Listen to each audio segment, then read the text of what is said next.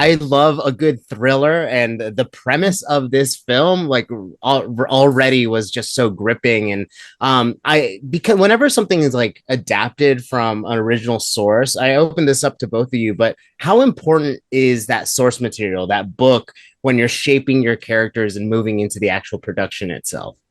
I mean, so much. We were just speaking about this earlier. There's the thrill when you sign on to a movie that has great source material. It's kind of like getting to go to the best summer camp ever.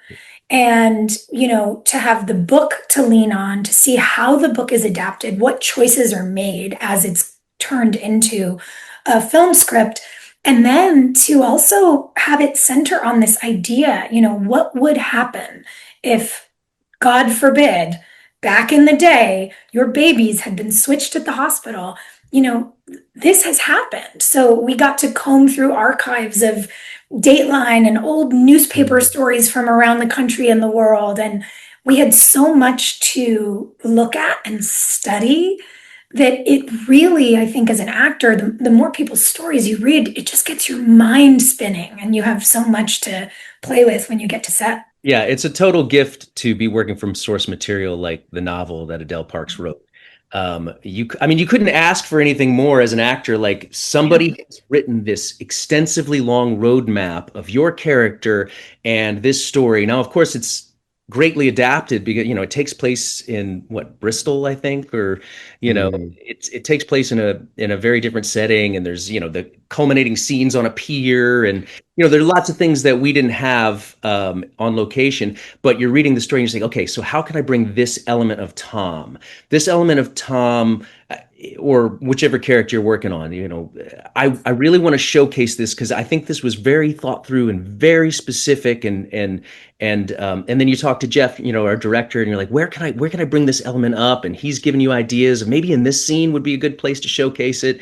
It's just such a fun way to start working on a script. You know what's kind of cool is, like, when I look at YouTube comments under your guys' trailers or the promos of this, people are like obviously calling out the shows that they know you from, like One Tree Hill or the OC, Luke, right? And it makes me feel very much older, just because I remember growing up with that, and now everyone's playing parents and our parents, So, but when it comes to Amaya, this younger actress that you're working with, it plays like your on-screen daughter. Do you find yourself taking like a mentorship role on sets like this when there are young actors who are navigating the industry? Totally. Amaya is so incredibly talented and so lovely to work with. And also, I think, so lucky that, her family often gets to travel with her. She has a really solid base as a human, which, Mm. as a woman who knows what it's like to grow up in this industry, makes me so happy for her. And still, there were questions that she had or things that she would need advice about. And I love being able to, from the good, the bad, the ugly, and the wonderful that, we all carry. I loved being able to advocate, for her and remind her that she is so capable of advocating for herself. And, you know, it's very cool, I think, for us, having been working in television and film as long as we have, to watch the ways that it's like a little bit better for the folks coming behind us. It's very cool. When I was working with her, it felt like I was working with an old pro, to be quite honest. I I forgot that she was so young most of the time because Uh, brought to the work and the scenes, and just she's a lovely person. So Mhm. I I didn't have anything to mentor. I just thought, wow, you're amazing.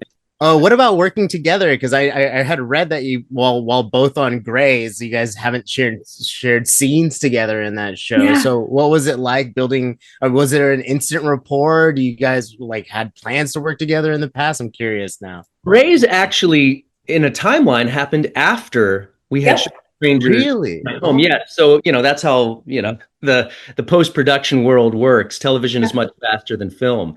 So Grey's Anatomy was in fact our reunion. Our first day on set together, even though Cass and Link don't share scenes, the first day we were actually on set together in LA. We were sending selfies of us to Jeff and Chris and Amaya and like the whole crew. We were like, we miss you guys. So it was kind of interesting to have done this movie and then, step into the day job world of being the hero doctors. Totally. Very, very different energy. But let's hope for Amazing. some Lincoln cast scenes in the future. I was listening to the scene where the girls are telling them like, "Are you athletic?" or "No, I like reading." And it made me curious. I think about the parts of my father and my mother that I take on that I'm the most proud of, and I was just curious for both of you, what are like the favorite parts of your parents that live on in you that you're proudest to like carry on, I guess. There's definitely, it is interesting, right? To feel like a mix, of your family. And I'm sure some of it's nature, some of it's nurture. I think for me, my mom and I are both incredibly sensitive and also fiery.